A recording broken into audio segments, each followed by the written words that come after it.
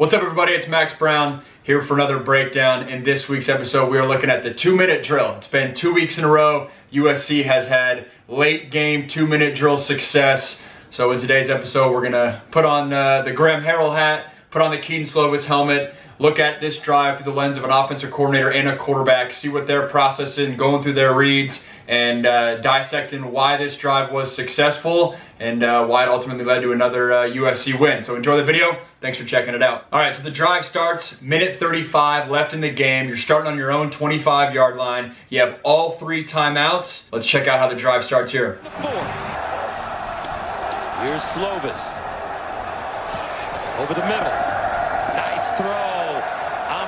St. Brown. So if you're Kedon Slovis at the start of this drive, the 2 things you're thinking about right away is 1, I cannot take a sack. Sacks kill 2-minute drives. I cannot take sacks. The second one is just find yourself the first completion. That is the number 1 coach, or I guess number 2 coaching point when talking to quarterbacks about 2-minute drills is just find the first completion. I don't care if it's a dink and dunk to the running back, if it's a vertical concept like we just saw right there, or if it's somewhere in between. Getting the first completion, getting your offense in rhythm, in motion is so important, and getting the defense on its heels. So that's the mindset there of Kedon Slovis.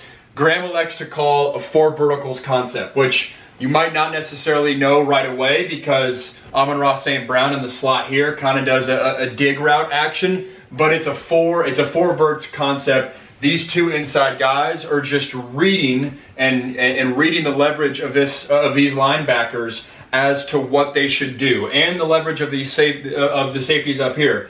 There's a lot of freedom in these routes, and I've never been in those meeting rooms, but I've been in other meeting rooms where they teach 4 verts, and these guys, especially in 2 minutes, and especially with the experience that both Amon-Ra and Drake London have, they can do all sorts of things. They can stay vertical, they can bend and take the middle, they can if the linebackers in their hip pocket here, they can release out, or as we saw with both these guys, they break their routes in and find success that way. This is the coverage. This is the picture. It's 2 by 2. It's the 4 receivers we talked about last week. They elected to go with Vavae Malepeai in the backfield, and he's kind of been their 2-minute guy.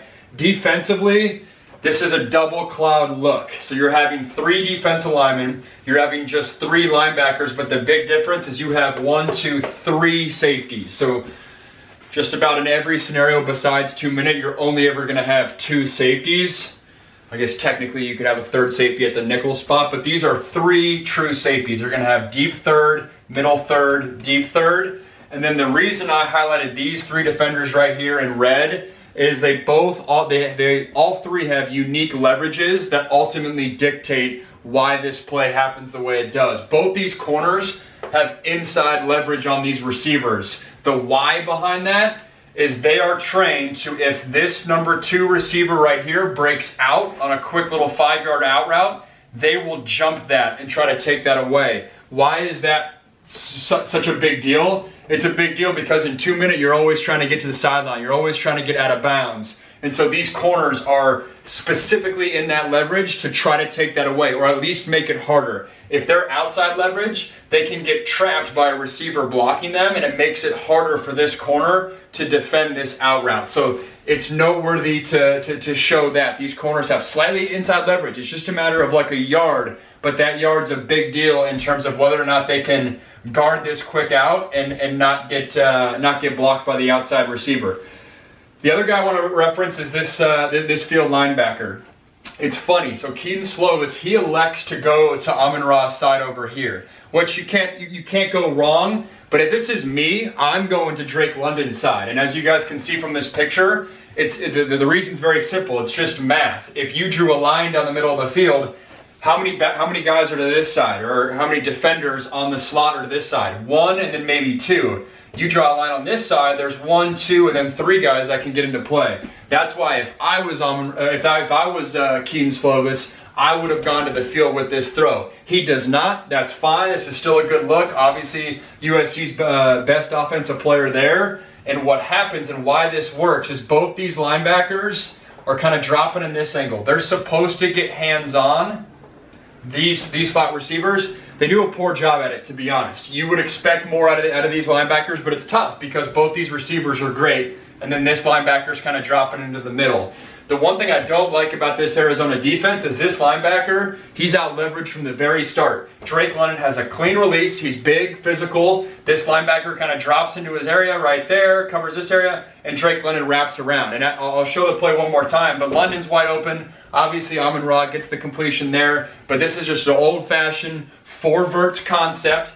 And I guess another tidbit, I mentioned, hey, what's your mindset in the beginning if you're Kedon Slovis? It's don't take sacks, it's find the first completion. Well, the third teaching point, if you're a coach, is know where your back is. Find your check down. Peyton Manning made a living off game-winning drives, hitting the back on this dinky little route, and finding a bunch of success that way. So if I'm Kedon Slovis, and if it was me in this play, I would have said, hey, I'm working the field. I'm working TV and Drake London because of the spacing, because of the favorable leverage London has. And if those guys get jammed at all, because it's 1st and 10, I got all 3 timeouts in my back pocket. If they get jammed at all, I'm coming down to the back and Vavai, and it's extremely soft. All these guys drop back. It's extremely soft. He's going to be open all day in the 2-minute drill if things get soft there. Doesn't happen that way. Slovis elects to go to the left side of the field. They find a nice window right here for Amon-Ra St. Browne. It's a big chunk play, fantastic way to start the drive. Love the call for verts because it gives yourself a ton of options. There's a bunch of answers going on. That's all you can ask for as a quarterback is to have answers. So with all that in mind, let's watch the big first down pickup one more time. Here's Slovis. Over the middle. Nice throw. Amon-Ra St. Browne. There was the first play of the drive. Let's check out the second play. 6. Near side, Amon-Ra St. Browne out of bounds at the 40.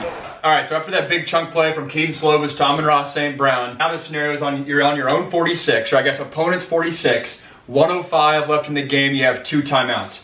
No reason to rush. You can't just waste time, but no reason to rush at all. USC elects to just call a simple run play with an alert to the other side for Kedon Slovis. Some people call this an RPO. I was taught that this is not really a true run pass option. It's we are calling this run play, and if the picture is clean enough, you are alerted to throw this route out here, and that's kind of the dynamic in this play. It's a 2-by-2 formation. One little difference you'll notice, Amon-Ra's on the ball. Bru McCoy is now off the ball. In my opinion, that's to give Bru more time to react and allow him to block the corner. If he was on the ball, that block happens really quick. If he's off the ball, it gives himself a little bit more time to react. I don't know if that's the case, and that's what Kerry Colbert's teaching, but that's my educated guess. These receivers to the field, they're just going a hat on a hat. They're blocking these guys. If this picture is not ideal for Kedon Slovis, he'll just hand this ball off and they'll get what they can get. What's unique to note, and I'll grab my red pen here, is this corner is in a cover 2 picture. And you got to be frustrated if you're an Arizona fan because this is exactly why you call this coverage. You call this coverage to have a cover 2 corner be sitting right there and jump this out route and not get blocked by Bru McCoy. That is what that corner is taught. That corner doesn't do a good job. Or vice versa, Bru McCoy, he's a big receiver. He does a great job, and he's able to block this corner. But you are calling this coverage to prevent exactly this. A quick out route to the sideline, which like we just talked about is very common in 2-minute because outside here, out of bounds, that stops the clock. That's what you want to do. And so Kedon Slovis, it's interesting, even with a squatted corner. Yes, this corner is soft, but even though this corner is soft, Kedon Slovis still elects to throw this ball. That's 2 plays in a row. You see how much trust 9 has in 8 because by simple rules, to me, this should not be a throw. It's a cover 2 picture. This potentially, with an All-American corner, this is a kill shot. He is coming to knock Amon-Ra's head off. Obviously, that doesn't happen. Kedon Slovis, it's fine. That's why he's a quarterback, and that's why I'm here. He's making those decisions, but it's a 2-eye picture. I'm assuming they were probably expecting the run, but we've seen this action a lot. And credit USC. It's a 7-yard pickup. Nice and easy, on pace. Just find yourself completions. And let's watch it one more time right here. 6. Near side, Amon-Ra St. Browne out of bounds at the 40. The 2-minute drill's rolling. USC's marching. Let's check out the next play. Slovis Guns it over the middle, caught, and another first. 59 seconds left, starting on the opponent's 41-yard line. You still got 2 timeouts. Now if you're Kedon Slovis, you got to start thinking about, all right, field goal range. I'm only down by 3. I just can't turn the ball over. That's the worst possible thing you can do. But I love the call once again by Graham Harrell. I believe it's a 4 verts call. I can't specifically tell by exactly how the play played out, but I'm pretty sure it was a 4 verts call. But now this time just out of a 3-by-1 formation. Drake London, Amon-Ra St. Brown, Tyler Vaughns, and then Brew McCoy by himself out here. Biggest difference with this play is Arizona does not do that 3 cloud look. They don't have the 3 safeties. Now they have 4 down linemen. They're saying, all right, we got to play real life football. We got to get a pass rush on Kedon Slovis. We can't just hang back there and get picked apart like they've been doing this drive. One of the big things to notice right away is this safety play. What did we see last week? What did we see in this breakdown a week ago? We saw Drake London go down the middle of the field because the safety had gone this way, and now Drake was the winner right here on a completion. So what do the Wildcats do? The Wildcats adjust, right? And they keep this safety over Drake London the whole time. And I guess he's getting a little bit of depth, but he's over 15. He's not splitting the difference on this side of the field. It's a key thing to note because it ultimately opens up Amon-Ra as the winner in this play. That's the safety right there. Other thing to note, and this is kind of nerding out in football stuff right here. This Sam backer, it's actually a nickel Sam. It's a DB body. He's just personnel-wise, that's why he's flexed out. He is outside leverage of Amon-Ra right here. Why is that the case? Grab the red pen. It's the case because basically he is man-on-man with Amon-Ra right here, as is this corner right here.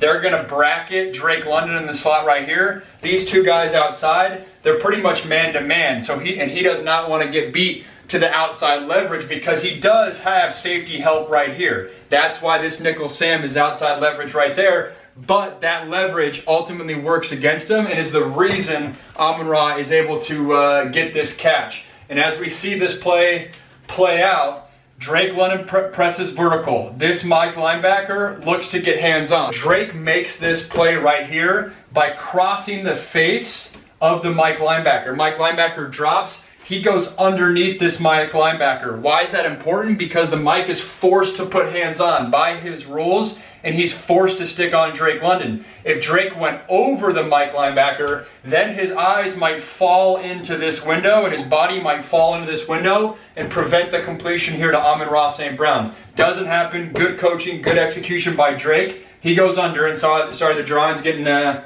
little out of hand there, but I'll erase that. You guys know the picture there. But because of the outside leverage and because Drake London swallows up the Mike and the safety, this window right here is the winning window for Amon-Ra to just break off his route and sit in that pocket. This is a vertical route that he's reading leverage and sitting in this pocket. It's a great scheme. Once again, tapping into that 4 vertical mindset. And Amon-Ra, your best offensive player, finding a window there, but it takes a unit, takes an execution, and you can see how this Arizona staff's watching film. And when you beat the Sun Devils on this route last week, Arizona has to respond. They respond in this fashion, and it opens up this route in the next week's 2-minute drill. So, cool football nerd stuff there. Big time pickup right there. With all this in mind, let's check out that play one more time. Slovis guns it over the middle, caught, and another first. Let's keep the drive rolling. Next play, let's check it out. Slovis looking, steps up, delivers, sideline, caught, Amon-Ra St. Brown. All right, so Kedon gets away with one right there. That should have been an interception. That should have lost you the ball game and been a costly mistake. Which leads me to my first point. If you're Kedon Slovis, now you're on the 24-yard line. You got 41 seconds. You got 2 timeouts. That's an eternity. You're not in a rush, and you're in field goal range. So you just cannot make a costly mistake. That's the number one thing right here. Do not throw an interception. Protect the ball because you're in field goal range. And worst comes to worst, put it in the kicker's hand and go to overtime. With that being said, let's break down the read. I guess first and foremost, the coverage. Arizona's trying to establish a little bit more confusion. It's a new front here, but why I say confusion, they got 2 linebackers close to each other. They got 2 safeties close to each other. I think they're trying to just get Kedon thinking. Don't have it be a crystal clear picture so he can make an easy read. With that being said, if you're Kedon, you kind of know the coverage you're going to get. You're going to get that 3 cloud again. You got 3 safeties working a third back here, and then you got both linebackers kind of dropping into their hook curl areas. The read is this, and I should first start out by saying I don't know exactly what's happening on this side. It's hard to tell with the TV copy. It looks like it's a dig and then a deeper dig on the outside, but this could have been a curl route or a vertical that Tyler Vaughn's broke off, so I'm not exactly sure what's happening on this side, but this is what I think is happening. So the read itself, this is your 2 high side, this is your 2 high beater, this is your 1 high beater. Right away, when I walk up to the line, if I'm Kedon Slovis, and I know I'm getting 3 cloud, a third, and 2 squatted corners, I know right away that this is not the perfect look. This is going to be much harder to find a winning window. So right away, even before the ball snap, he should be thinking, hey, if things go gray, let me get this ball to my back. If things go gray, let me check it down to Vi and just move on. He doesn't do that, and in my head, this is how he's interpreting things. He's saying, all right, this is my 2 high beater side. I got a vertical, and I'm going to try to smoke a hole shot right in there to Brew McCoy. That, to me, is the first thing going through his mind. He's also thinking, if this corner gets soft at all, I'll just hammer a 5-yard out route to Amon-Ra St. Brown and move on. That's going to be awfully hard to do with a corner that's squatted down. So for me, I'm thinking Kedon saying, man, I can get this hole shot. Once again, that's going to be really hard to do because you got a safety screaming over there to protect against exactly that. So that's why I don't like this side.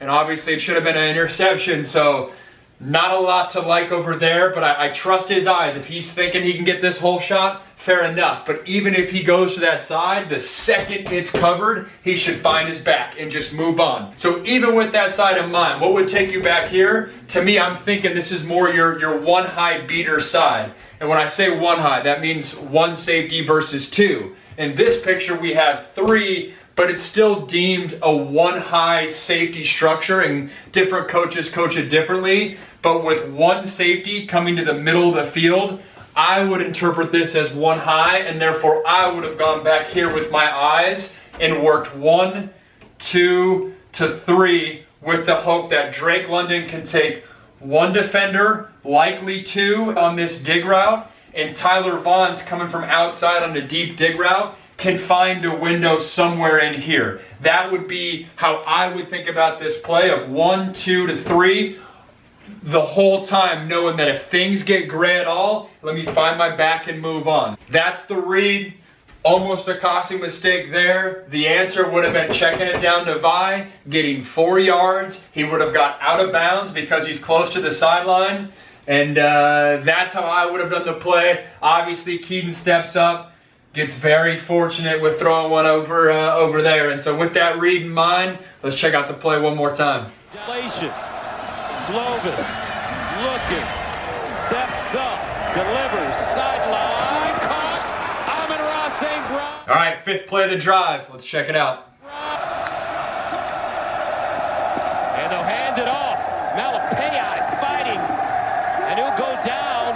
Did he get in? Yes! Touchdown, Southern California.